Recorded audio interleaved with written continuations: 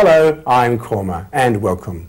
In this series, we're going to show you how to cook a wide variety of international vegetarian cuisine from over 30 countries.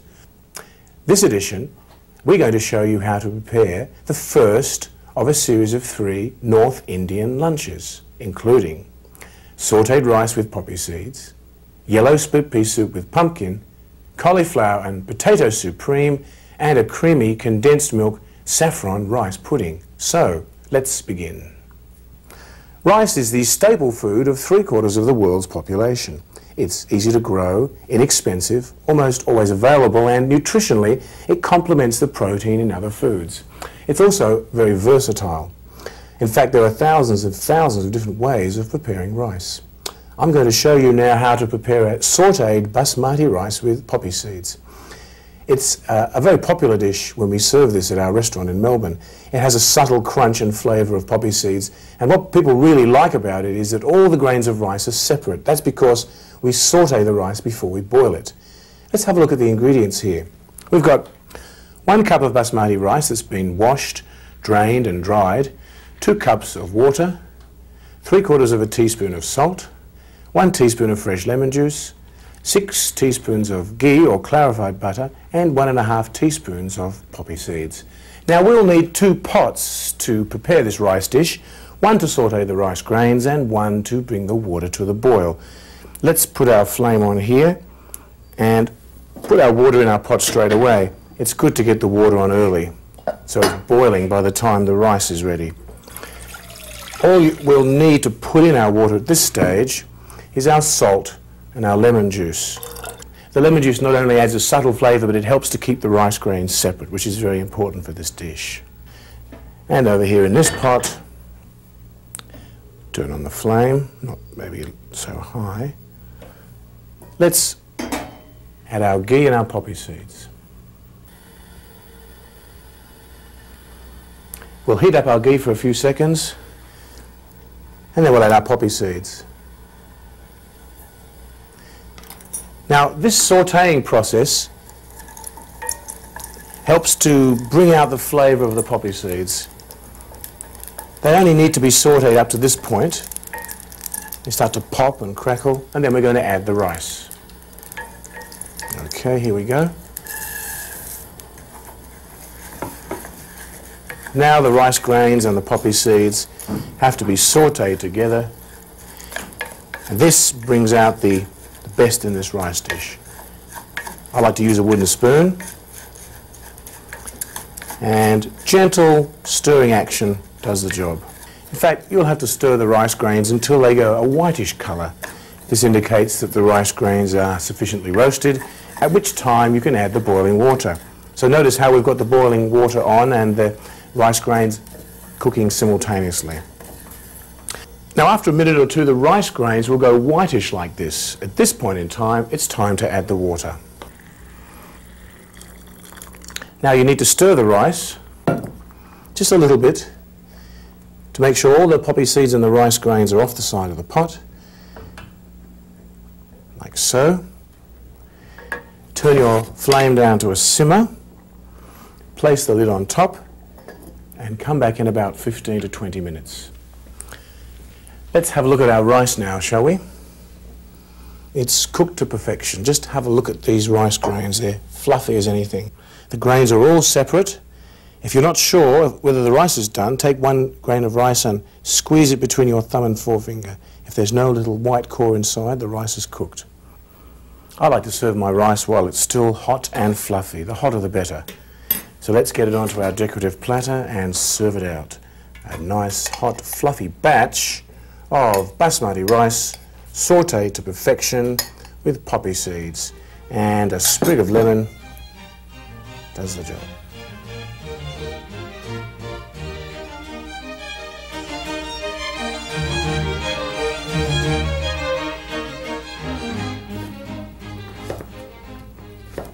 Here's a dish from northwestern India, Gujarat state, yellow split pea soup with pumpkin.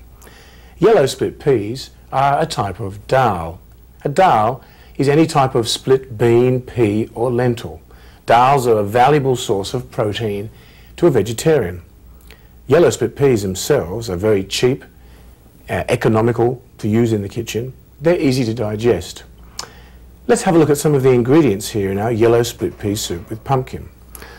Over here we have yellow split peas themselves. These are the yellow split peas that have been soaked overnight in hot water. Minimum 5 hours is okay. Over here we have a batch of yellow split peas that haven't been soaked yet. Let's have a closer look now at some of our other ingredients. 1½ teaspoon of minced fresh ginger, 2 teaspoons of hot green chilli that have been minced, 1 bay leaf, ½ teaspoon of turmeric powder, 2 tablespoons of ghee or clarified butter, 1 cup of pumpkin that have been seeded, peeled and diced into 1/2-inch cubes, 1 teaspoon of salt, 2 tablespoons of fresh lime juice, a teaspoon of black mustard seeds, 1 teaspoon of cumin seeds, 1/4 teaspoon of fenugreek seeds, 1/4 teaspoon of yellow asafoetida powder, 6 curry leaves, small dried curry leaves, a tablespoon of brown sugar, and 2 tablespoons of chopped fresh parsley. We've also got 6½ cups of water that's come to the boil, and into that water we're going to put our split peas. Remember, these split peas were soaked overnight. I started off with 1 cup of split peas and now they've expanded to about 2 1/4. So the split peas go into the water.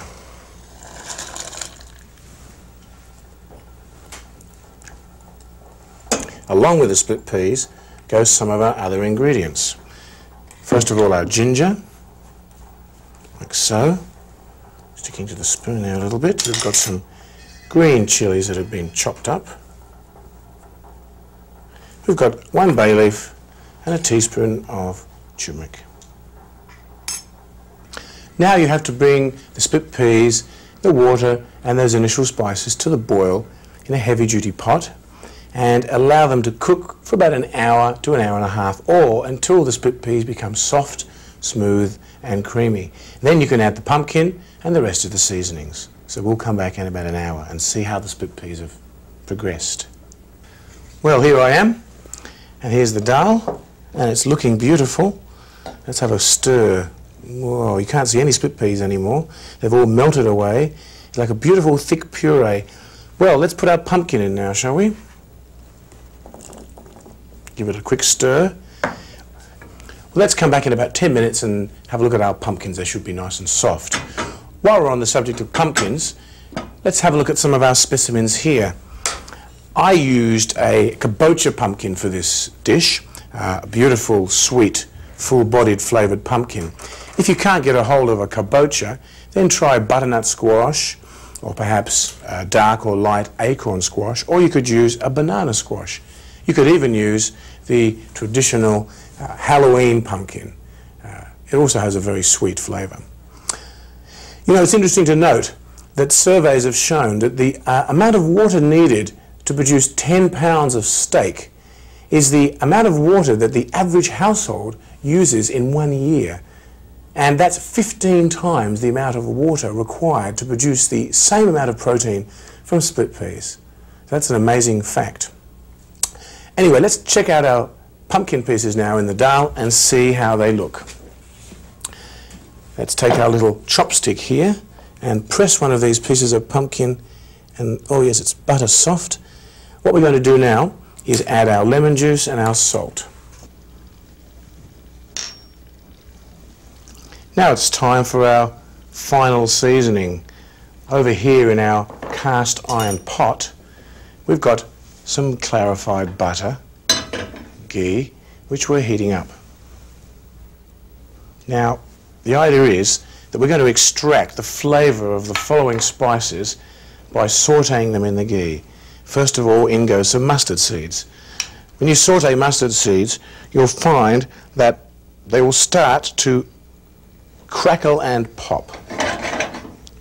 That means that the flavour is coming out of them and it's ready to add the next ingredients, which is the cumin seeds. Just wait for them to crackle a little bit, and in goes the cumin seeds. Right. Followed by fenugreek, asafoetida, and some curry leaves. Sometimes you have to lift it up a little bit above the flame in order that they don't burn. Now let's bring this over to the soup for a final explosive seasoning. There it is.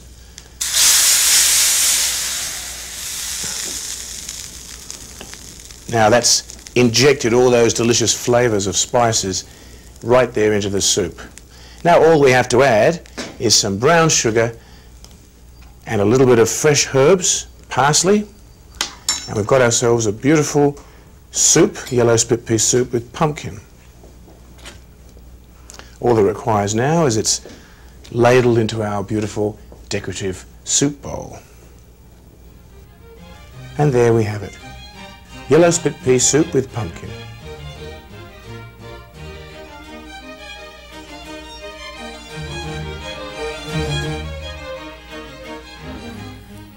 Gobi aloo bhaji, cauliflower and potato supreme, is a good example of North Indian cooking.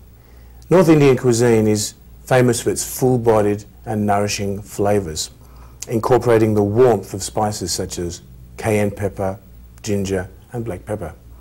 Actually, this particular dish that we're making is cauliflower chunks and potatoes which have been sautéed, deep-fried in ghee and folded with yogurt and dry spices. Actually, when I make this dish for special festivals and feasts, the guests always go wild over it. It's usually the first one to run out. Actually, the vegetables are deep-fried in clarified butter, or ghee. This is a nice sample here of some homemade ghee that I made. Notice its beautiful golden colour. Actually, ghee is actually the golden essence of butter. When you heat butter and drive off the protein solids, you end up with this beautiful, fine, pure, nutty oil, which is ideal for sautéing, braising, shallow and deep frying. It's a source of concentrated energy and essential fatty acids. It's also high in fat-soluble vitamins, especially vitamin A. Let's have a look at our ingredients here, shall we? We've got 2 large baking potatoes. These have been peeled, cut into 1-inch cubes, rinsed and dried very thoroughly. We've got a medium-sized cauliflower. This has been cut into nice little florets. And over here on our spice plate, we've got 1/4 teaspoon of coarsely ground black pepper. We've got 1/2 teaspoon of ginger powder, 1/2 teaspoon of turmeric powder. We've got 1/4 teaspoon of cayenne pepper. We've got 1 teaspoon of salt. We've got 1 cup of fresh yogurt and a tablespoon of chopped fresh coriander leaves. Now the first thing we're going to do is deep fry our potatoes over here in our wok of ghee, which is about 2 inches deep, and the ghee temperature is 190 degrees Celsius, that's 375 degrees Fahrenheit, which is the ideal temperature for deep frying our vegetables. So let's pop them in straight away, shall we? And here we go.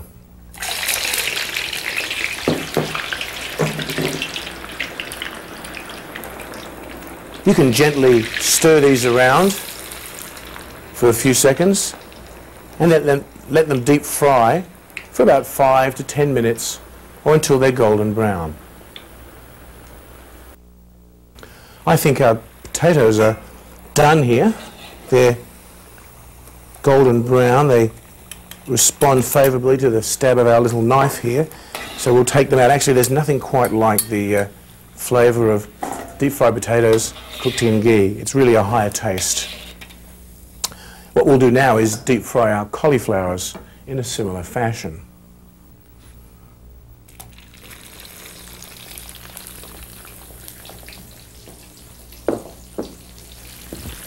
Now these cauliflowers need a little less prodding.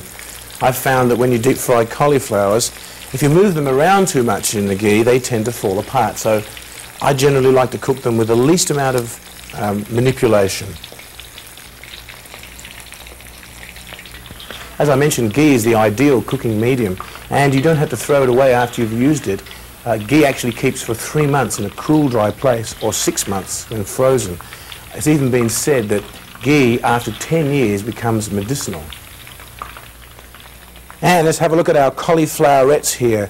A gentle stab. Ooh, cooked to perfection. Okay, out they come. We're going to remove them from the ghee and mix up our yogurt sauce for the final touches. Over here, we've got 1 cup of plain yogurt.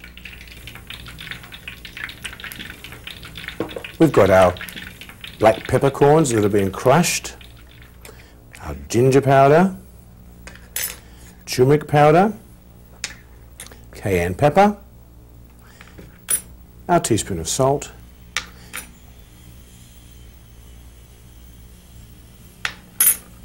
fresh coriander leaves. Mix it all up to a nice smooth sauce, like so. Let's add our cauliflower pieces, our potato pieces,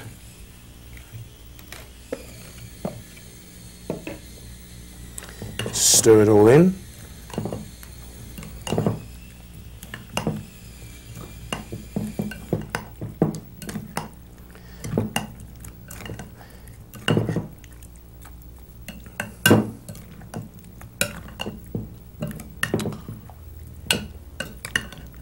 And that's just about it. You can serve it straight away. Fresh is best. If you like to keep it a little longer, you can put it in the oven, a warm oven, for about half an hour and it'll be fine, especially if you cover it. And there we have it. Cauliflower and potato supreme. Gobi aloo bhaji.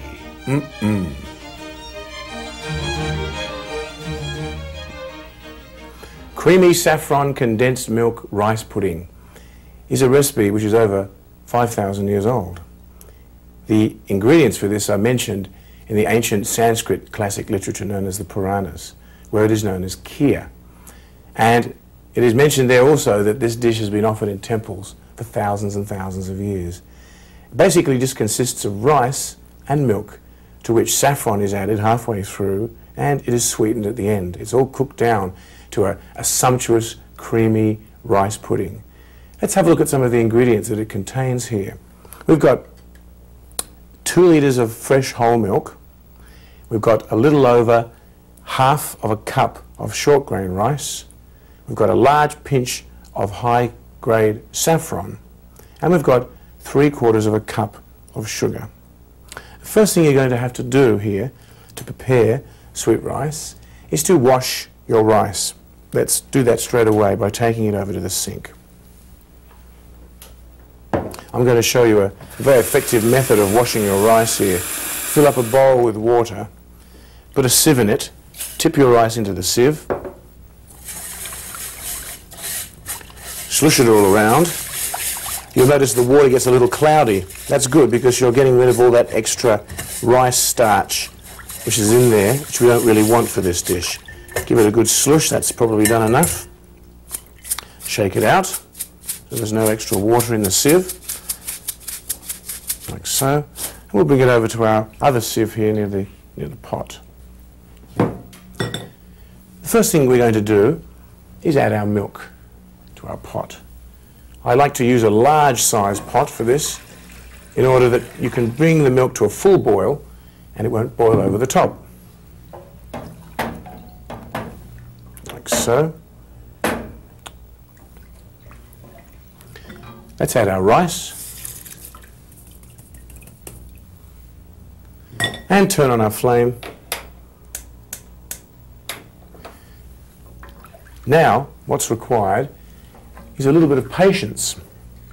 You have to stir the rice for about 15 minutes for a start until it comes to the boil, after which we're going to add our saffron threads. And then it requires slow, rhythmic stirring. I like to put on a tape and relax when I'm making my sweet rice. It also adds to the quality of the finished product.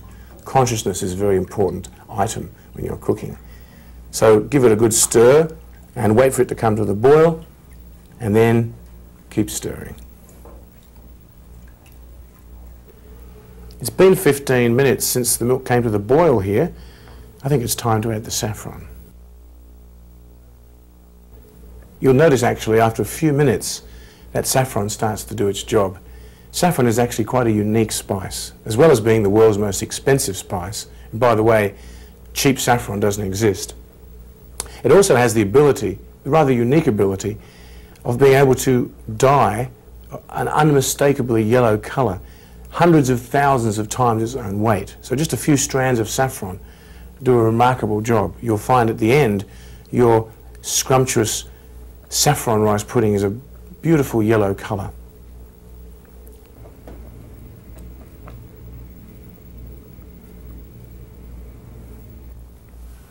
How's your hand feeling? My hand's feeling fine. I've been stirring it the whole time. Well, practically. I know someone who used to cook their sweet rice down for 7 hours. Honestly. She used to cook it halfway and then she used to add more milk and then cook it down some more and then add more milk and continue like that. And eventually all the rice would completely disappear. That's actually one way of cooking sweet rice when you've got lots of time to spare. You can actually get away with stirring it every now and then, but you do have to really be careful not to burn your sweet rice. Here's our creamy condensed saffron sweet rice after about 40 minutes. Well, it's just about time to add the sweetener. Here we go. You notice that's white sugar. I know white sugar isn't necessarily the most acceptable thing to use, but practically speaking, it's the only thing which doesn't curdle your milk. I've used brown sugar before and raw sugar, and it's actually made the milk curdle. Sometimes we have to make a few exceptions. Well, that just about wraps it up for this batch of sweet rice. I'm going to turn off the flame. And, oh, by the way, sweet rice should be served icy cold. I have a batch that I cooked last night over here in the fridge. I'm going to show you this. This is absolutely remarkable. It's so rich and creamy, and the taste is just unbelievable. It's really something which will amaze your guests. Here, have a close look at this. Look how rich and creamy it is. Well, there are certainly so many nice things that you can get from the cow, but creamy sweet rice is probably one of the best of them. Creamy condensed milk, saffron rice pudding. Here.